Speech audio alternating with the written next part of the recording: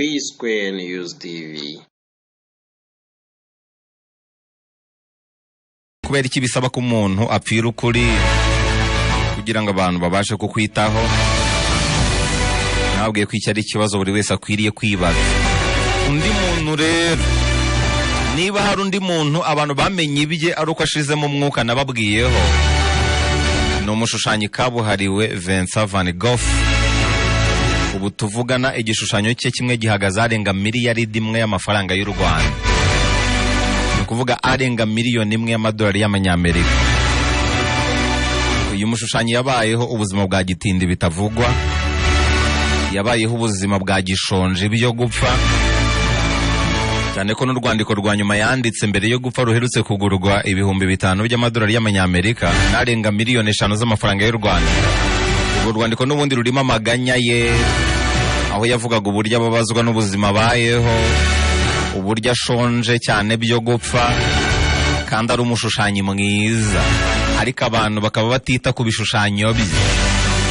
Ibishushanyo bya Van Gogh ubu birahimbazwa birenze, bifatwa nk'ibishushanyo byiza by'ibihe byose byabayeho mu mateka y'isi, ariko kera ntabwo ariko byari bimeze. Ubwo yabishushanyaga habe n'igiceri kimwe yigeze yinjiza binyuze mu kugurisha igishushanyo cye, ariko ubu ngubu igishushanyo cye kimwe mu byo yashushanyije bihagaze arenga miliyoni imwe y'amadolari y'amanyamerika, kandi mu byo yashushanyije byose hasigaye gusa ibishushanyo bitarenze 200. Kimwe gihagaze miliyoni imwe y'amadolari y'amanyamerika, ariko yapfuye yicira isazi mu maso.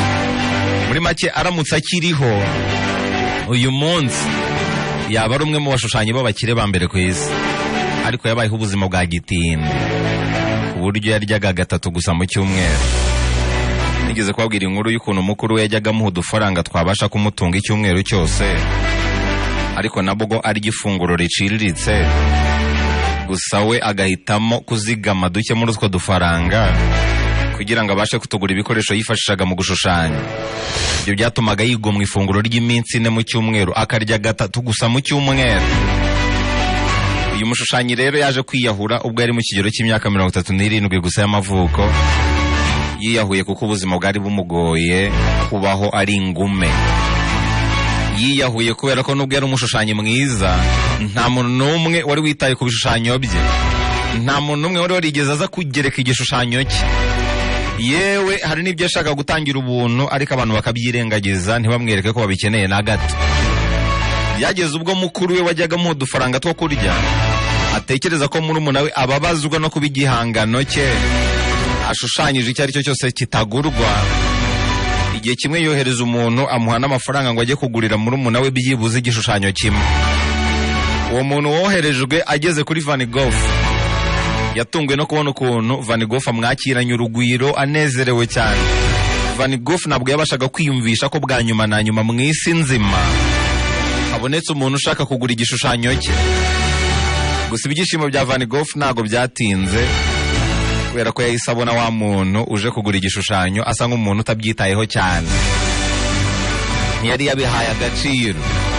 Amakenga Van Gogh kuri uwo muntu yashimangiwe n'ikibazo uwo muntu wari uje kugura yahise abaza Van Gogh. Yaramubajije ati, mpereza igishushanyo icyo ari cyo cyose ubonye ntacyo kintwaye, wowe fata aya mafaranga umpereze ibyo ubonye byose nigendere. Ako kanya Van Gogh nk'umuntu w'umuhanga yahise amenya ko harimo ikibazo, arangije abwira uwari uje kugura ati, ibagirwa ibijyanye n'ibishushanyo byanjye, biragaragara ko mukuru wanjye ari we ukohereje. Genda umusubize amafaranga ye umubwire ko nanze kuguha igishushanyo. Nahitamo gupfa nta gihangano na kimwe ngurishije kuruta kugurisha ibihangano byanjye muri ubu buryo. Uwo munsi nyine yanabivuze gutyo, ni nawo munsi yahise yiyahuriraho. Van Gogh aba arigendeye. Yapfuye amaze gushushanya ibishushanyo birenga ibihumbi 2, gusa 1,800 muri byo byarabuze kubera ko abantu batabisigasiye, cyane ko mu gihe yabishushanyaga nta wari ubyitayeho. Ariko nyuma y'urupfu rwe inkuru ye yabaye ikimomo kubera impamvu yihishe inyuma yo kwiyahura kwe. Iyo nkuru imaze kumenyekana rero, Van Gogh yahise aba icyamamare, ibihangano byo byahise bitangira gushakishwa ku bwinshi. mu birenga 2,000 yari yarashushanyije, habashije kubonekamo gusa ibishushanyo bizima bitageze no kuri 800.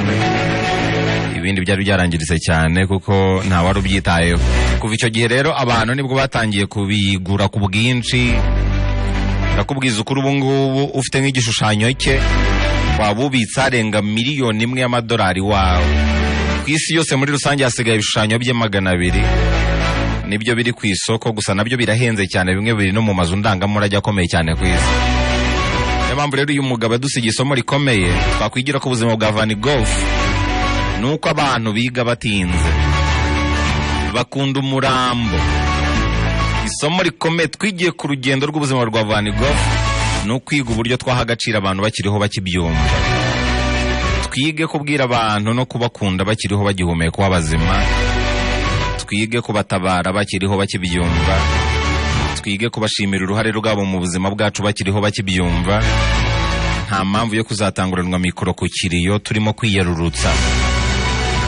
Biriya abantu batanguranwa mikoro ku kiriyo bataka umuntu wamaze gupfa, twabonye ko ari ugutanga abagabo.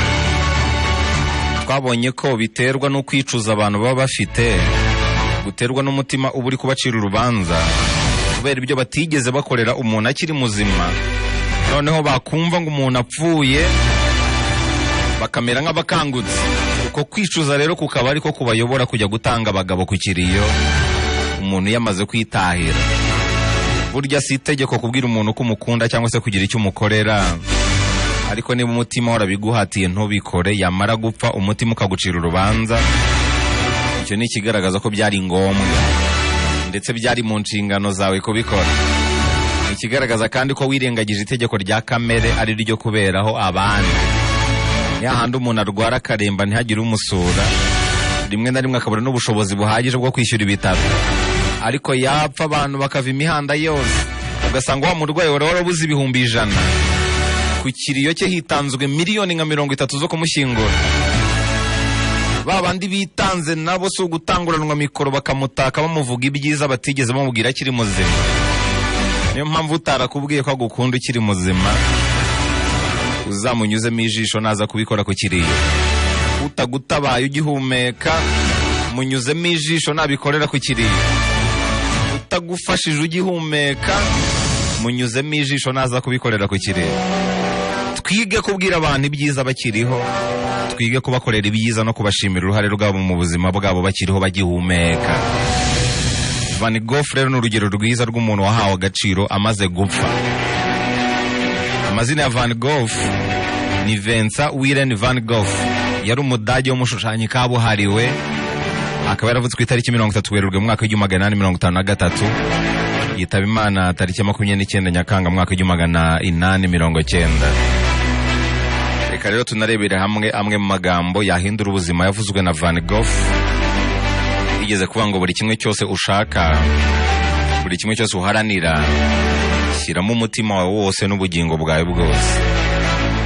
Rero navuze ngo mu buryo busanzwe umuhanda urimo kaburimbo cyangwa se umuhanda urimo amakaro, umuhanda urimo amapave, biroroha cyane kuwugendamo, ariko mujye mwibuka ko nta ndabyo zishobora kuwukuriramo. Nta ndabyo zikurira muri kaburimbo. Kaburimbo biroroha kuyigendamo, ariko nta ndabyo zishobora kuyikuriramo. Hano harimo isomo rikomeye cyane. Van Gogh yaravuze ngo ibintu bikomeye ntibibaho gusa ku bushake cyangwa se kubihatiriza, ahubwo ibintu bikomeye bituruka ku rukurikirane rw'ibintu bito bito byagiye bihurizwa hamwe. Yavuze ijambo rikomeye ngo nk'uko ubuhanzi bwanjye bugamije guhumuriza abashegeshwe, ni nako n'ibikorwa bya bigomba kumera. Buri kimwe cyose ukoze ujye ureba niba hari uruhare kigira mu gufasha abashegeshwe n'ubuzima bubi. Aranavuga ngo niwumva ijwi rimwe rikubwira riti ntushobora gushushanya, iryo jwi uzaryirengagize ahubwo ubikorere icyo, uzatungurwa no kumva rya jwi ryacecetse. Niwumva ijwi ry'urucantege ry'uko udashobora gukora ibi na biriya, uburyo bwiza bwo gucecekesha iryo jwi ni ukubikorera icyo. Ijwi nirikubwira riti reka biriya ntiwabishobora, wowe bikorera icyo, iryo jwi rizahita riceceka. Van Gogh yaravuze ngo gukora utuntu duto neza ni intambwe yo gukora ibintu binini neza kurushaho. Arongera avuga ngo uriya ukunda ibidukikije ni ubona ubwiza muri buri kimwe cyose. Iyo ukunda ibidukikije nibwo ubasha kubona ibyiza muri buri kimwe cyose ubonye. Van Gogh yaravuze ngo umwuga wawe si uriya utuma wishyura fagitire zigutegereje iwawe mu rugo, ahubwo umwuga wawe wa nyawo nuriya utuma hari uruhare ugira mu gutuma isi iba nziza kurusha uko wayisanze. Niba umwuga wawe ugira uruhare mu gutuma isi iba nziza kurusha uko wayisanze, uwo nguwo warenze kuba umwuga, ahubwo wabaye umuhamagaro wawe. Van Gogh yaravuze ngo inshuti imizi nibwo butunzi buruta ubundi bwose ufite kuri iyi si. Ntizigombera kuba nyinshi cyane rero, rimwe na rimwe uzazibwirwa no kuba hari ibyo zikuziho utanazi. Ziba ari inyangamugayo kuri wowe, iteka ryose ziba zihari ku bwawe kandi zitarambirije inyungu kuri wowe. Nizazindi musangira ibitwenge n'amarira, zihora iteka ziharanira ko wumva ko utari wenyine. Van Gogh yaravuze ngo buri kimwe cyose ubonye mbere yo kugishakira ikibi cyacyo byaba byiza ahubwo ugishakira icyiza cyacyo, kuko nta kintu na kimwe kitagira ibyiza n'ibibi. Niba ushaka kubaho ubuzima busendereye umunezero, buri kimwe cyose ubonye banza wite ku byiza byacyo kurusha uko wita ku bibi byacyo. Na buri muntu wese ubonye ita ku byiza bye kurusha uko wita ku bibi bye. Van Gogh yavuze ijambo rikomeye ngo icyo nitaho n'ibyo nemera. Ibyo abandi bemera cyangwa batemera ni ibintu nitaho gake cyane gashoboka, hafi ya ntako. Yabishimangiye neza agira ati mu buzima bwanjye ngerageza kwita cyane ku bindeba, ibireba abandi mbyitaho gake cyane gashoboka. Ikindi Van Gogh yavuze mu byo nasorezaho, yaravuze ngo umutima w'umuntu umeze nk'inyanja.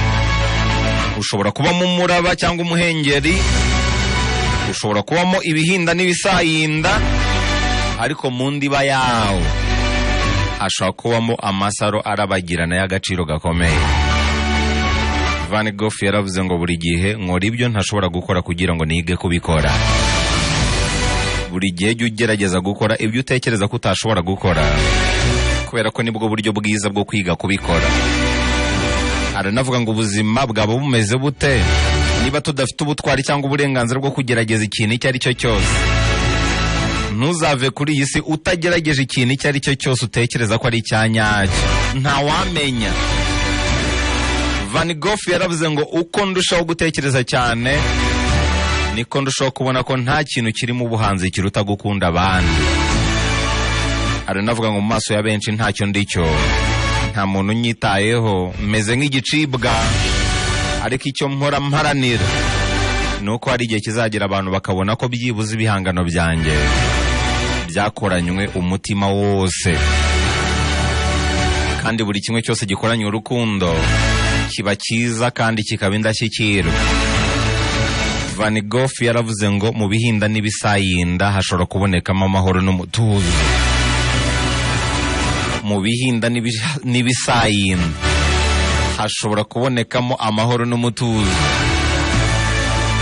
Mu magambo yose Van Gogh yavuze, mu nyemerere nyasoreze kuri aya, yaravuze ngo intsinzi rimwe na rimwe ituruka mu rukurikirane rwo gutsindwa. Arongera avuga ngo niba utandukanye n'ugikunda ni ukubera we, ariko niba utandukanye n'uwo wanga ni ukubera wowe. Mu gutandukana kw'abakundana, niba uwo mutandukanye wari ukimukunda, mutandukanye kubera we. Niba uwo mutandukanye wari usigaye umwanga, mutandukanye kubera wowe. Muri make niba ukimufitiye urukundo ni ukubera we, niba nta rukundo wari ukimufitiye ni ukubera wowe. Van Gogh yaravuze ngo hari isomo ryonyine dukwiye kwiga muri ubu buzima, ni ukubabara kandi tutitotomba, ni ukwihiringa tutitotomba, ni uguhanyanyaza tutitotomba, ni uguhatana tutitotomba, ni ukwihanyangura tutitotomba, ni ugukubitika tutitotomba, kubera ko kwitotomba ntacyo bihindura, ahubwo gukora impinduka bihagarika kwitotomba. iryo naryo jambo twasigarana amagambo yose yavuzwe na Van Gogh. Kwitotomba ntacyo bihindura, ahubwo gukora impinduka bihagarika kwitotomba. Van Gogh yararenze. Iri jambo ryagucitse, reka duhure kuri YouTube channel _TV, genda ukore subscribe tutubana buri munsi mu ijambo ryahindura ubuzima. Wanankurikirana ku zindi mbuga nkoranyambaga, Instagram nitwa Dashimu250. Jya hariya kuri Instagram usanzwe ushakira abandi bantu, wandikemo Dashimu gutyo mu Kinyarwanda.